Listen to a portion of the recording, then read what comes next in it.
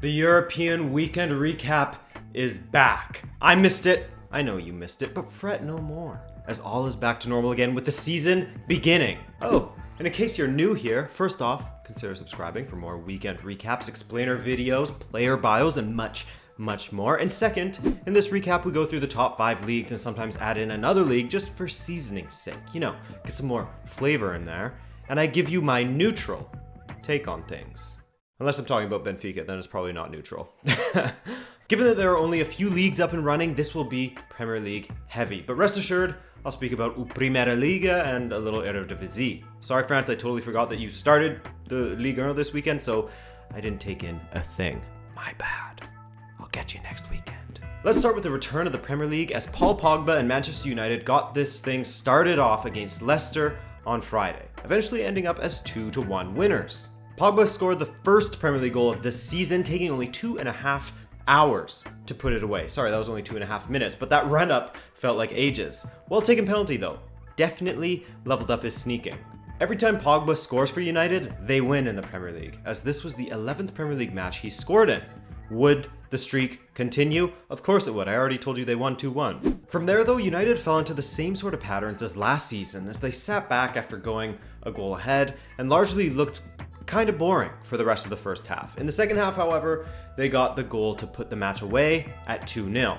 And of all heroes, it was Luke Shaw, as he scored what was not only his first Manchester United goal, but his first goal of his senior career. No cup goals, no goals for Southampton, nothing. This was his first goal as a professional in 67 appearances for United. Jamie Vardy smoked an entire pack of cigarettes and downed a Red Bull and vodka, came onto the pitch and scored against one of the top 6 teams, just as he always does. As I said on Twitter, hot take, Vardy 7 is the best big game striker in the Premier League, #manlai. And I mean, this just backs it up, as he has an absolutely stunning record against the big teams, and I don't want to hear any excuses for other strikers as I go through this list of goals against the big 6.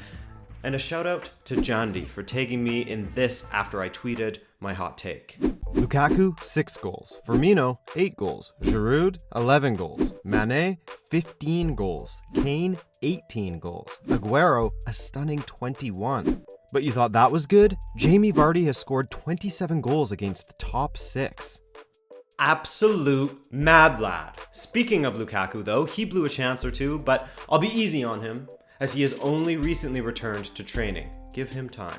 So, a good start for United, as their new signing Fred looked promising. I like Andreas Pereira in there instead of Matic, to be honest, and Bailly and Lindelof looked like they could have a decent partnership if they're given time together. The next morning saw Newcastle hosting Spurs, as Tottenham Stadium is still not quite ready and they have 6 of their first 9 fixtures away. But things were business as usual for Tottenham in general, and Harry Kane in particular, as the goal embargo that he puts on himself each August is up and running. He's now taken part in 14 Premier League matches in the month of August and not scored a single goal. But the early drama was in full effect as well, as Jan Vertonghen opened the scoring for Tottenham's season in the 8th minute, but Newcastle's Joselu hit back just 2.5 minutes later, or 149 seconds later, if you want to be particular about it. Then, as the homie Onside Football said on Twitter, it seemed as though we were heading to a damn goal fest, as just 7 minutes after the equalizer, Dele Alli scored the most Dele Alli goal ever, with his late run to the back post being picked out perfectly by Serge Aurier. But other than that, that was all that she wrote for this one as far as goals go.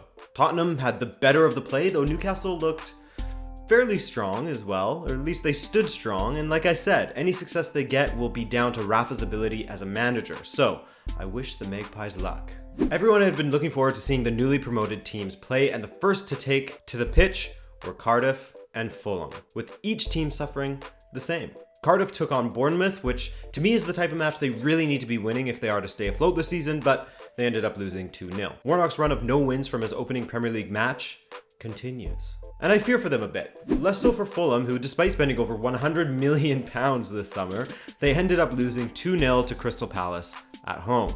Wilfried Zaha continued his stellar form, getting the first win for Roy Hodgson of this campaign, as Fulham's abysmal form in London continues. London derbies, I should say, now sitting at a win percentage of just 21%. And I think that Fulham will be fine, as I said, they just need time to sort their shit out. from all these changes. You know what I mean? Chelsea looked solid against Huddersfield, and Sarri was chewing on cigarettes, which is weird. And Huddersfield looked pretty damn terrible, to be honest with you. Jorginho opened his account with a calm penalty just before halftime, and he became the 19th Chelsea player to score on their debut, which is a pretty crazy number. No team has had more debutants scoring. Once Hazard came off the bench, Chelsea continued to cut Huddersfield wide open in front of their own fans, those savages, in front of their own people, with Hazard's run ending with a nice ball wide to Pedro for a grandiose dink over the onrushing Ben Hamer. That poor guy, Ben Hamer, by the way. He looked pretty shaky in goal for the Terriers. 3-0 win and a great start for Sarri. Can't ask for much more in your first match, no matter how comfy cozy it may have been against a pretty poor Huddersfield side. Wolves had a bit of a tough start to the season, which will continue, by the way, because they play against Leicester next, then Man City, West Ham, Burnley, and United. In their first match in the Premier League for 6 years, they were handed the difficult task of taking on a revitalized Everton side under Marco Silva.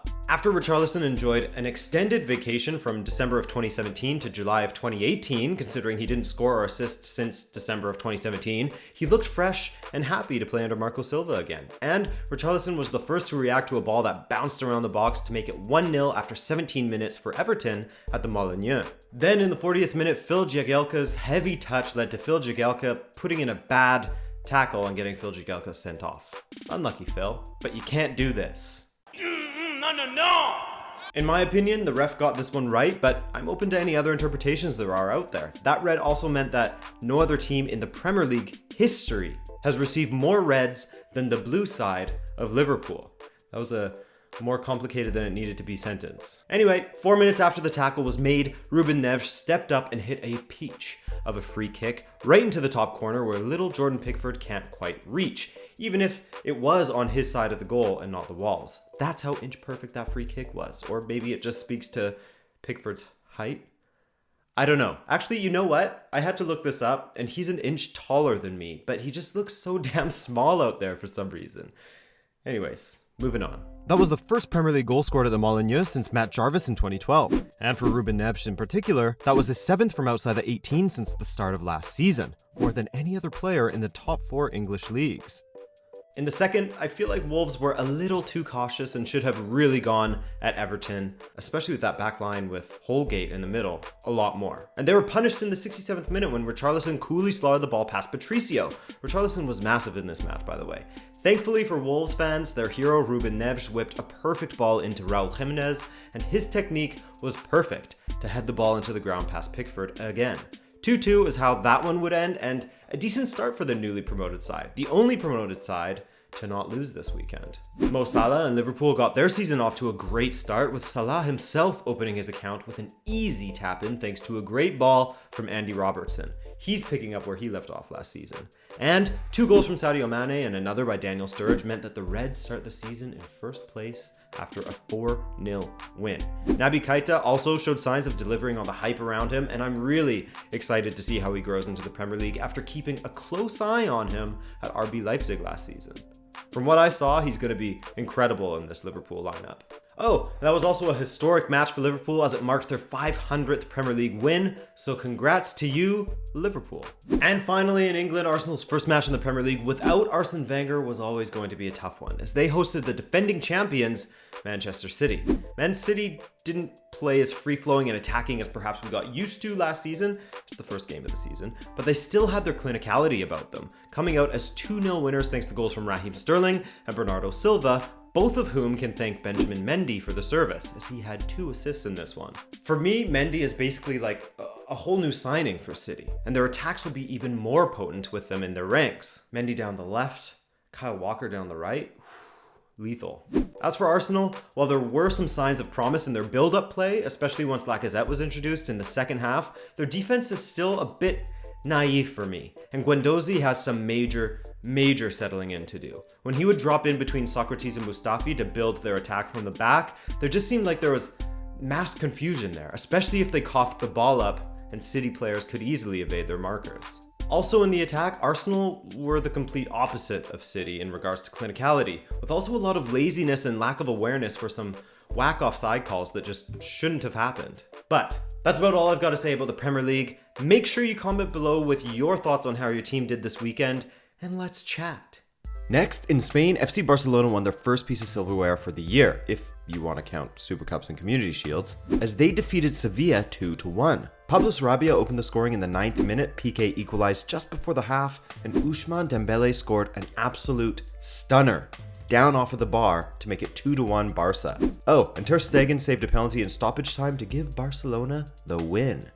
And now, let's go to Portugal, where my Benfica got the season started off on Friday up against Vitória Guimarães. And for me, Benfica have the same sort of problems as last season. I don't really trust the defense, and an attack without Jonas is an attack that will struggle a bit. Facundo Ferreira, who had a great scoring record in the Ukraine, he doesn't fill me with much confidence. Not right now, but I'll withhold judgment and give him time to settle.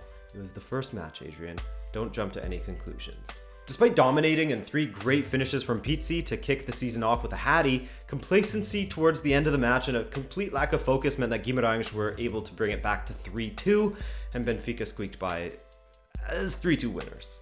By 1 goal. They were 3-0 up, man. It's rough seeing that happen.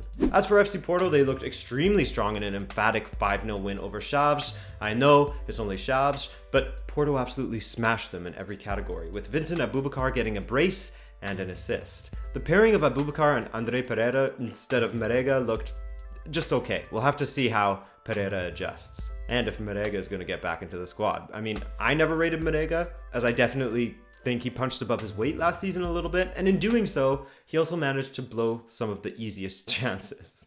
Porto's apparently still trying to offload him, as he's been linked with everybody, and apparently he refused to train, though he denies this claim, and is apparently willing to return to training now that his move to West Ham fell through.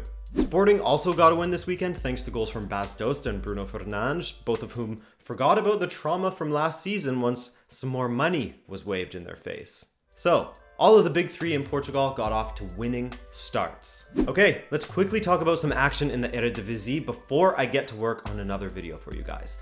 Ajax were minutes away from opening their season with a loss to Heracles at home, as it took an 88th minute equalizer from Matthias de Ligt for them to salvage a point. They were a little unlucky in this one, however, with Ziyech hitting one off of the woodwork, and the team coming close on numerous occasions, 7 shots on target, meaning Heracles keeper Blaswich was a busy boy, and their man of the match. Defending champions PSV, on the other hand, hosted FC Utrecht, and they continued their sparkling form and play, this time under new manager Mark van Bommel, of course, because Philippe Cocu has taken off to Istanbul to manage Fener. Side note, Cocu got a win in his first Super League match against Bursaspor, 2-1.